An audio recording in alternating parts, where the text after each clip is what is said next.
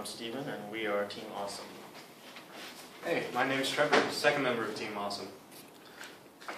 And my name is Melvin, I'm the third member of Team Awesome. So over here we have MATLAB opened, and we are in the folder with all of our files. We have sample.gui.m and the .fig that goes with it. We also have a wave file with highway sounds that played during the simulation. We have a modified version of Greenball, titled Greenball-ish, and we have concrete.mat, which is a background image of concrete for the highway. And now we will use the simulator. When we run it, it first pops up with the background image, and the initial user inputs go here. So for the first one, we type in the number of Honda NSX cars.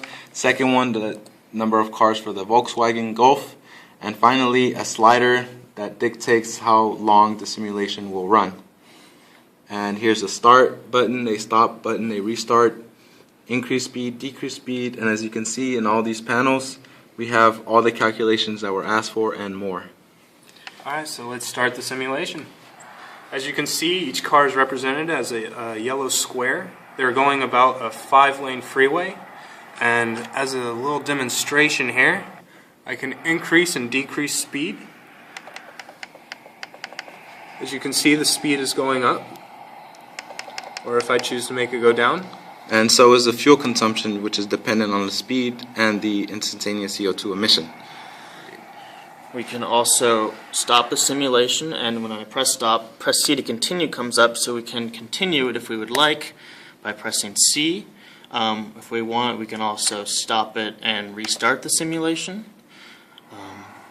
So here we'll just stop it and exit. When we go to the MATLAB command prompt, we want to press Control C to end all functions that are going.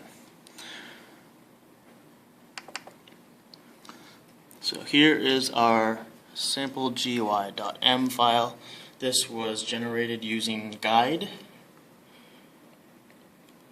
Most of this code here was auto-generated by MATLAB. We get down here, and this causes the initial concrete image to appear when first opening the GUI.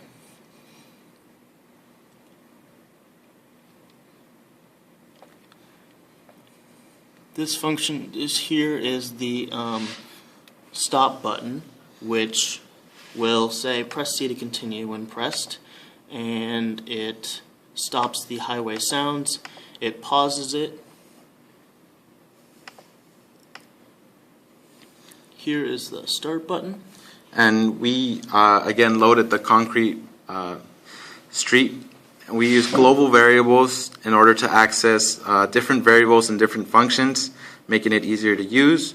We used a wave read function or command to read the highway noise and convert that into matrices that we can play with using the audio player function.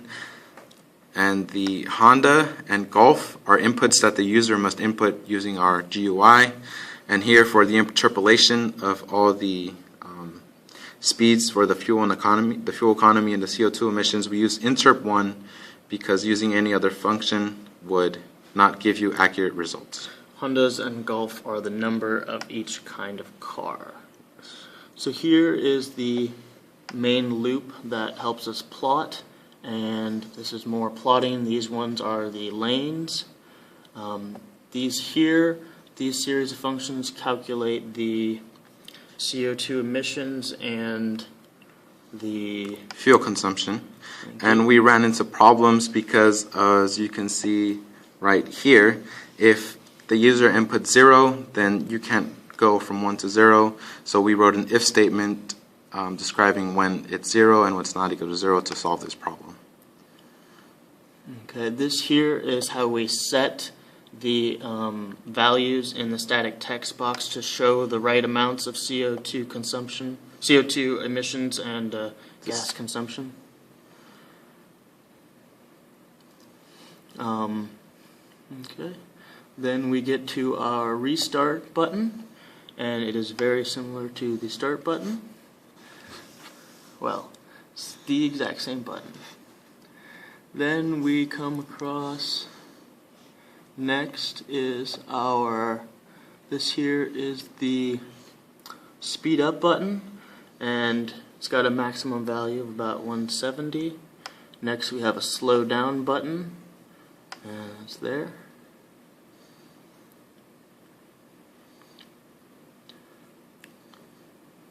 Again, most of this code was automatically generated by Guide based on how we set the layout to be.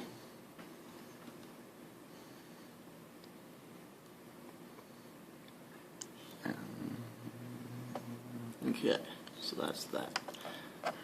The .fig file is just basically how it looks. The highway noise is just what makes the sound. The concrete is just the background image, and this is Greenball-ish, which is an edited version of Greenball. So here's the variables and constants. Right here, this calculates the initial position, right? Yes, we cleverly made initial positions here for the first only 9 cars that appear on the screen.